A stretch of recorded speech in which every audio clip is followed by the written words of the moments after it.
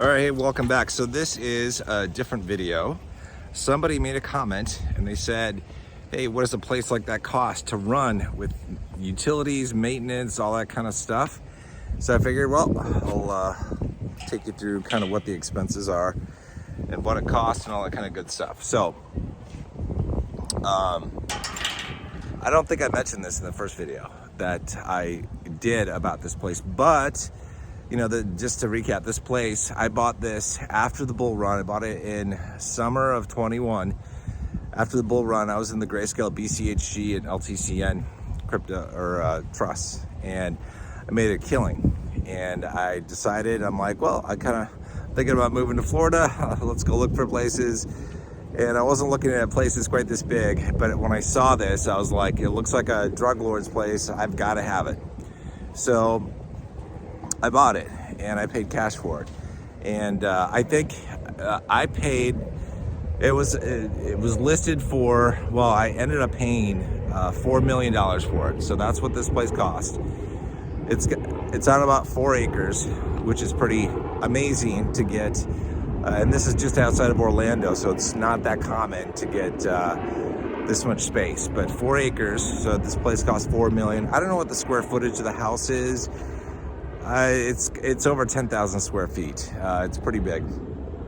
And I want to talk about my place in Wisconsin next to give you some ideas of expenses and all that kind of stuff. So let me start out at the top with property taxes. So this place costs $4 million. Property taxes, I hate property taxes.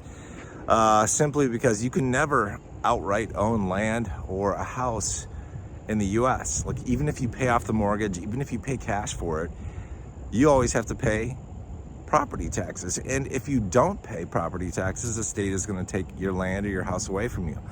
So it irritates me, that whole concept that you can never own something outright. You know, it's a scam, but whatever. So, but property taxes, I just had to pay them this year, and they came in just shy of $40,000. They were like $39,000 for the property taxes for the year. So pretty expensive, right? Now other expenses, the big ones, well, like mowing the lawn. This is a pretty big lawn, and I think we end up paying the mowers about $1,500 a month to mow the lawn. That's about the price of that.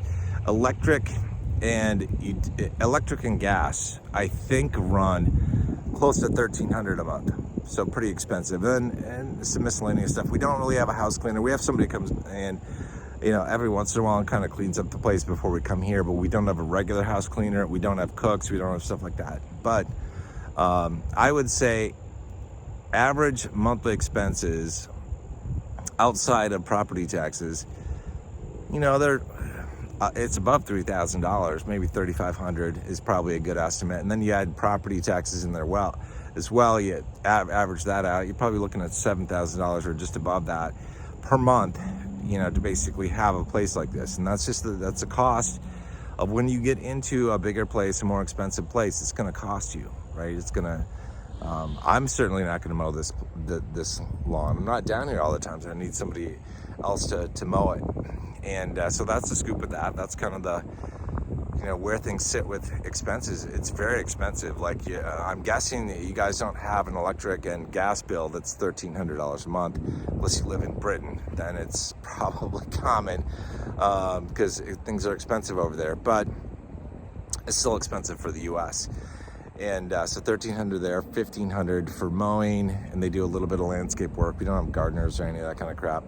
But that's kind of the expenses. If we were to have somebody be like a full-time housekeeper, which some people who live in houses like this, they do. I think the last owner, they did. And I don't know what the expenses are, but you'd probably end up paying, you know, at least $20,000 a year, maybe $40,000 a year, depending on how frequently somebody's coming or what they're doing.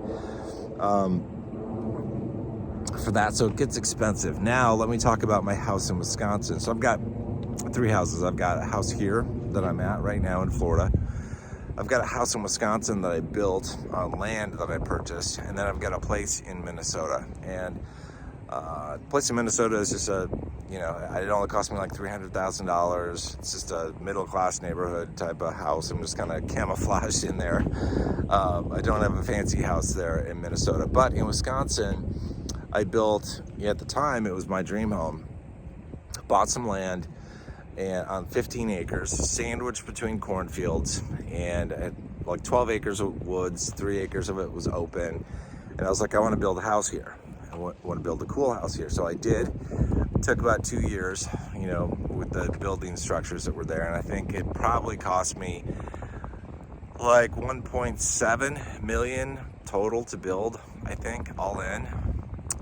Was probably the price. And so I've got, you know, expenses there too. So it's like I pay for lawn mowing there, and during the summer that runs me, I think, $1,300 or $1,400 a month. And then electric alone without gas is like $800 a month. I'm not on a city gas line, so I have to use LP gas. I don't use a whole lot during the summer, a little bit to heat the pool, but during the winter, it's like that's when I'm going through it the most. I'd probably say, you know, it's like during the winter, I probably use close to maybe $500 a month to heat that place. That's a pretty big place. That is like, the house is like 10,000 square feet, so it's pretty big.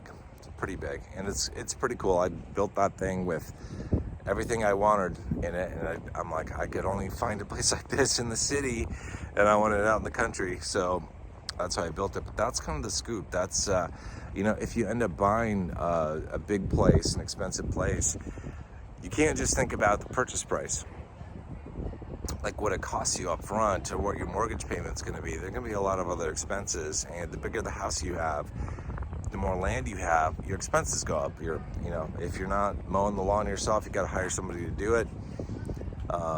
You know, the electric and gas and insurance too. I can't remember what insurance costs per year on this place, but you know, it's another expense as well. So you got to think about that, and all the frickin' upkeep. Like, you know, a house like this house is, I think it's like 10 years old or so. So it just had gotten to the point where we needed to start making some repairs on things. So we had to put a pretty good chunk into renovating some things, you know, not rooms and big things, but enough things that were big things. It's like, geez, this system, you know, the irrigation system is broken, the pool heater is broken, you know, the AV system is broken. We got to fix all these things. So you have to think about that, like when you're buying a place. And this is like, you know, it all depends on the place you get. Like my place in Minnesota, it's the cheapest. It's the cheapest. Like I said, it's just a regular middle-class neighborhood house, built in like the 60s, and I kind of like the style of it. And I decided, well, I just want a place to crash every once in a while in Minnesota. That's why I got it. And the expenses there are way, way less than here in Florida, or way less than what I have in Wisconsin too. So it's expensive. You got to look at the purchase price, and then you got to think about all the years of maintenance and utilities and insurance and upkeep and all that crap. You got to figure that in. You can't just say, okay, you know, this place I'm looking at is going to cost me X dollars, and that's all I need. You need more to be able to outfit it. And if you end up getting a big place where like you want like a cook and, you know, housekeeper and all that stuff, I mean, I've never had that stuff, but if you do, I imagine it's probably, you know, fairly pricey too. But again, like people who do that, they find it worthwhile, right? It's a trade-off. Everything in life is a trade-off, time versus money. So it's something that they find useful and valuable. So just want to make this quick video and give give this info because it was asked, and it is a good question. Like I had prior to me building my place in Wisconsin, I had no idea like how expensive things could be with like property taxes and electric and all that stuff, until I got it all set up and outfitted it and started living there. And you know, definitely this place in Florida, I had more of an idea of what to expect when I got here, but I got hit with some unexpected things that needed to be done, so that, you know, was a little pricey. But anyway, it's a little update. hopefully it gives you guys some ideas if you're thinking about getting a place this big in the future. This is kind of a one-off, different video than what I've been doing on finance and investing, but somebody said in a comment, this is the Grayscale mansion. So that, you know, that's not bad. That's not a bad name. I could call it that, the Grayscale mansion, because the Grayscale funds, BCHG and LTCN, bought this place.